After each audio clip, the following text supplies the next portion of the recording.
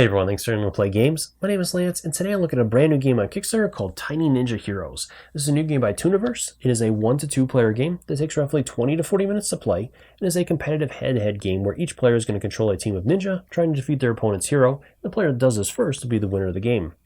The game is going to come with two different modes. You're going to have the head-to-head mode where you're going to be facing off an opponent, or there's a solo mode as well, so if you don't have a team or an enemy to face, you can play solo. And then the game is also going to come with a compact version, so if you're on the go and you don't have a lot of table space, you can use that version as well for both the solo and competitive versions, so it doesn't take up as much room. So with this, in the game, each player is going to control a team of ninja that is going to be identical to their opponents. And then they're going to choose one hero from a pool of heroes that is going to have different abilities that will change the way your team works and how you're going to approach your opponent. Throughout the game, you're going to gain energy and different items that are going to help you in your task to try to defeat your opponent's hero. And each turn, the players are going to alternate playing as an attacker and defender. And this is going to continue until one player is able to defeat their opponent's hero.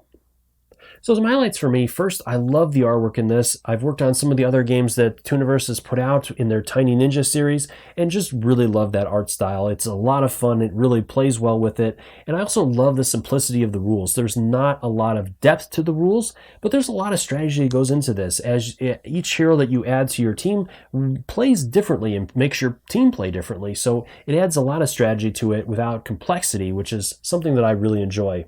And I love the solo mode in this one as well. I've gotten a chance to play through it a number of times, and I've slowly worked my way up. I haven't hit that legendary status yet, but hopefully I'll be able to get there and take out those zombie ninjas. So that has been a lot of fun as well. And of course, these are just my opinions. I'd love to hear from you guys in the comment section down below as well. Let me know if this is one you're looking at backing, why or why not, and if you've backed into the other games that Tooniverse has put out and your thoughts on those. I'd love to start a conversation with you guys. And as always, if you find these videos helpful, if you like what I do, please consider the like button, subscribe to my channel. I know everybody asks for it, and it's one of the easiest ways you can help support channels like mine so we can continue to grow and get new content to show off to you guys. If you want to stay updated on all my videos, also consider that bell so you get notifications anytime I release new content. Let's head to the table, and I'll show you what this one's all about. The one other thing I want to mention is that all the materials used in the video are prototype materials and are subject to change and will look a lot better in the final production copy. So the first thing I want to look at is the TN die or Tiny Ninja die, as I love it when companies come up with unique ways to use dice.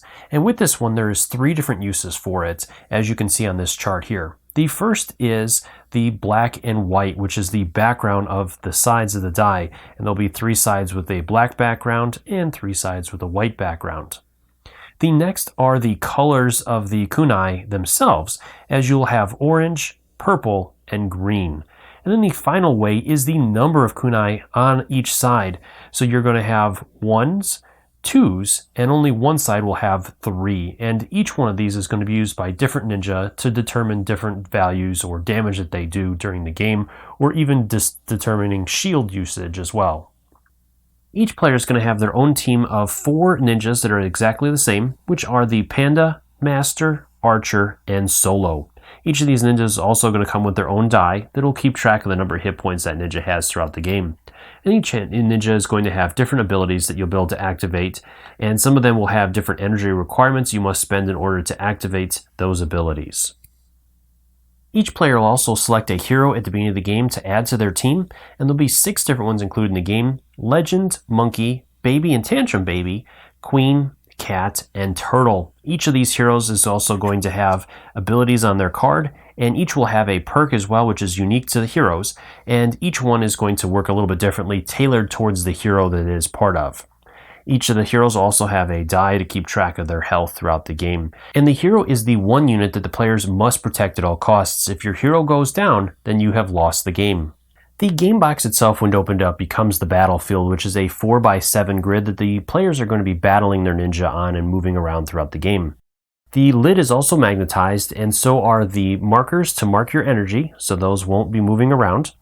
And throughout the game, players are going to be moving their ninja, trying to get at the other player's hero, and slowly picking off the other team's ninjas to make that job easier. Now, the game also comes with a self-contained version or a compact travel version, which there'll be a divider in here where you can place your items and discard. There'll be a spot for a smaller dice tray and different spots for different things. There's also going to be a different set of cards that'll outline each player's ninjas so they can keep them in their hands as opposed to having them spread out on the table. And the last thing I want to go over before moving into solo mode is the game round itself. So first off, players are going to alternate taking turns, with one player being the attacker and the other player being the defender. During an attacker's turn, they're going to follow 5 steps in order, with the first step being income, where the player will gain 1 energy and will also get to draw 1 item from the item deck. And these items are going to range from granting the player additional energy, being able to get additional movement or making their attacks more powerful, being able to reroll attacks, and a number of other different features. The second step is going to be movement, where the player will be able to move their ninja around the board and they will get 3 movement points. Each movement point will allow them to move 1 space in one of the cardinal directions, north, east, south, and west, or the player can spend 2 movement points to move diagonally. And you can move diagonally any way you want to as well. You can never move onto a space with another ninja or go over or jump over another ninja.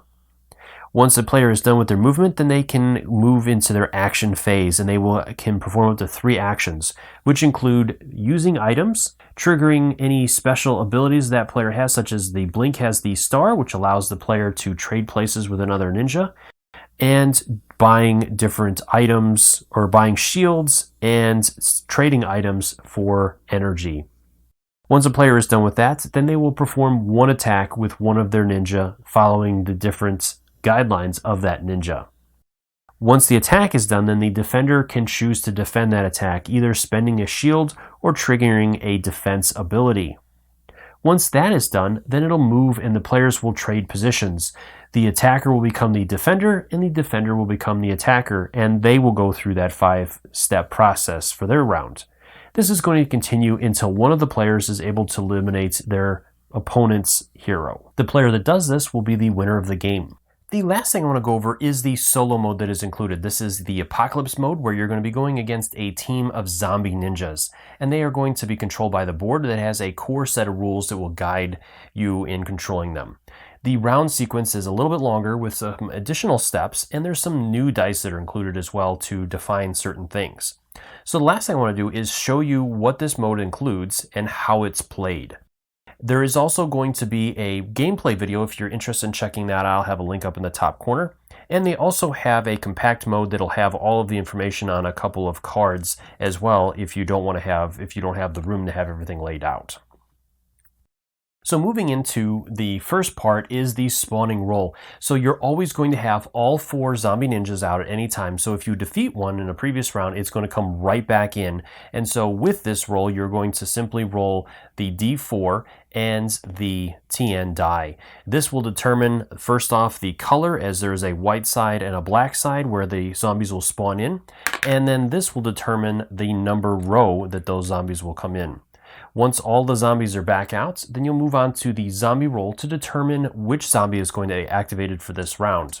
By rolling all 3 of the dice, it's going to tell you the number of the zombie. So this is a 2, so the archer is going to activate. The fog that's going to come out, as the zombies have generated fog that is going to help shield them, and this is going to show the locations that fog will be placed in. Then finally, the die is going to tell them the type of attack. So with the ninja, she uses the white or black colors on the background to determine the amount of damage that she does, following the guidelines of the range of that character. And then the priority, where she's going to try to go after on the highest priority, which is going to be solo, then the archer, hero, master, and finally the panda is dead last. And then the objectives within that. So the zombies are always going to try to stay within the fog lines and then going after the highest priority target within there that is not covered by their own protective shields. Finally, after the zombie attack is resolved, then the heroes get to defend, or the player that's controlling the good team is going to get to defend that if they want to. Finally, then it's going to move into the player's turn, where it works pretty much as similar to the other game. You're going to get to either gain an energy or draw a card. You won't be able to do both unless you have a master that has some sort of ability that allows you to do that. Once you're done with that, then you'll move on and you'll gain your 3 movement points as always, where you get to move your ninjas around the board. Then you're also going to gain your 3 actions where you can spend your cards activating different characters that have abilities that'll trigger during this point and resolving other effects. Finally, you're going to get to attack with one of your ninja again, just like always. And then finally, if the zombie that you attack is in a fog line or lane, then they are also going to reduce that incoming damage by 1 point. Once that is done, then the round will recycle, and this is going to continue with you trying to defeat zombies. And each time you defeat one, you get to mark it on the zombie tracker, and you're going to receive points for that. And the more zombies you take out in the different groups, the more points you're going to get at the end of the game, which you can track during the game, or you can total it up at the end by figuring out all the points. You're going to get points for every wound that you do to a zombie, any additional energy you have remaining, or item cards at the end of the game, and for each zombie that you kill of a certain type. And if you're able to kill all 4 different types of zombies, you're also going to receive 10 bonus points per group that you kill. So you can really generate a lot of points by focusing on trying to collect those 4 different zombies. But it's going to be a challenge, as obviously the panda has 5 hit points, and they're going to be dealing out some really heavy damage throughout the game, depending upon how lucky your rolls are. So definitely challenging and a lot of fun. Well, I hope you guys found this video helpful in deciding whether or not you want to back this game on Kickstarter. If you have any questions or comments, leave those in the comments section below and I'll do my best to answer them, or swing by the Kickstarter's main page and drop any questions you have there as well. I'm sure the creator is more than happy to answer any questions you have and would love to hear from you. As always, thank you so much for taking the time to watch my videos and leave me feedback on them. I do really appreciate it, and I take into account everything you guys say to make the best possible videos. Until next time, I'll see you guys later.